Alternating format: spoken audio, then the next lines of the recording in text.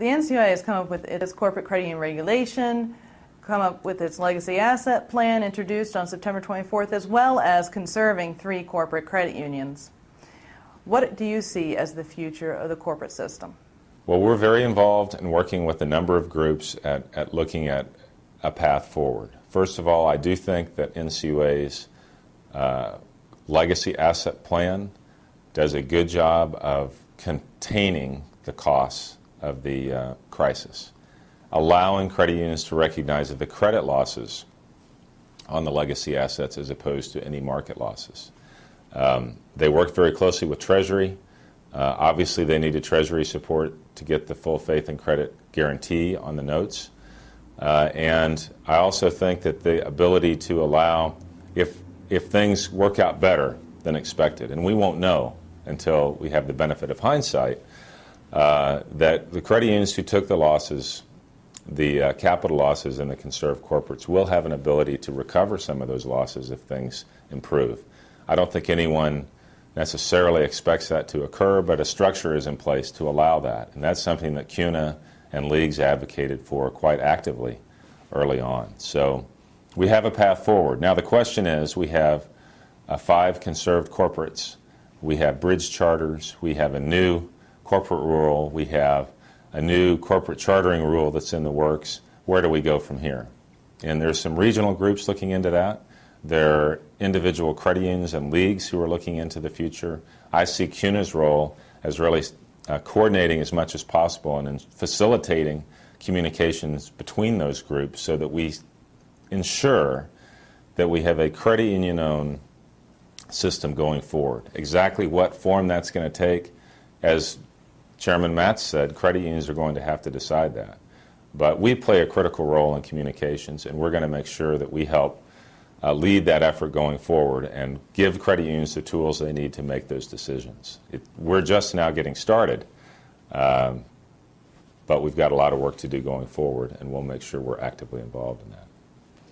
Now that we have a semi-resolution on the corporates, what's the next big challenge for the credit union industry? You know, this crisis isn't over yet. I believe we've hit bottom, and things are improving. If you look at the numbers at credit unions, delinquencies are declining. Charge-offs are declining slowly. There's a lot of signs of hope and improvement. The question is, where do we go from here? Do we continue this slow, steady recovery? That's what we think is going to happen. Bill Hample, who's our chief economist, believes that's what's going to happen.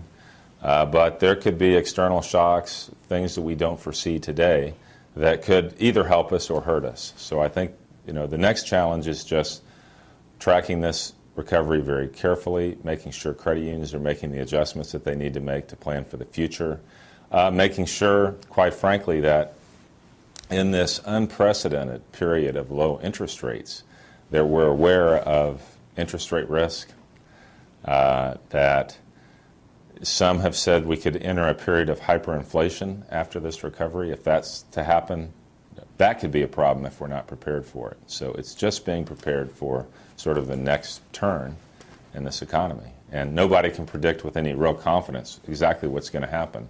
So we've got to help credit unions be prepared for that. Given the economy, what are your lingering concerns for natural person credit unions?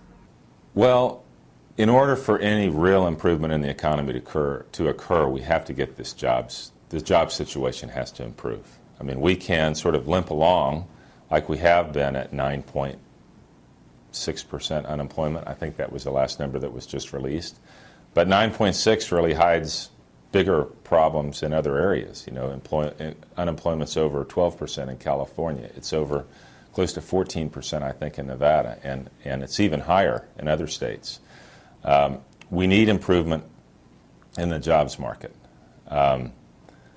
Until that happens, there's still going to be strain on natural person credit unions. But even at some of the natural person credit unions who've been the hardest hit, credit unions that are currently within the bounds of prompt corrective action, whose capital has fallen below 6%, some of those credit unions are showing real progress. They are seeing their delinquencies decline. They're seeing their charge-offs decline. They're actually seeing, their charge-offs make a dent in their allowance for loan losses. So they're actually At one time, as fast as credit unions were charging off loans, new loans were sort of coming through the pipeline.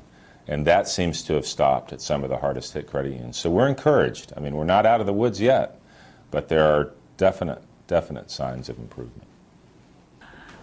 Thank you, Bill, for your time. This has been Sarah Snell Cooke, Editor-in-Chief of Credit Union Times.